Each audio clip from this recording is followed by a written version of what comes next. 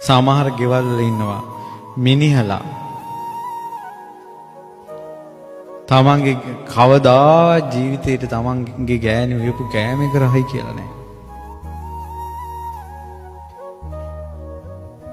පුදුම ජීවිත අප්පා නිකං කියාපා. අද නම් හොඳයි ඔයා රසට උයලා තියෙනවා.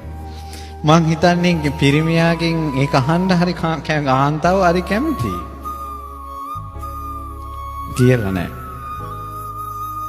පිටේ උන් වර්ණනා කරනවා. මූසලා ඒ ගෙවල්.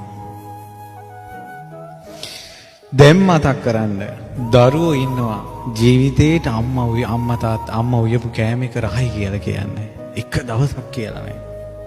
ලුණු මදි වුණොත් ඒක කියනවා. ගල් කැටයක් හැපුණොත් ඒක කියනවා. අම්මේ අද නම් කෑම රහයි.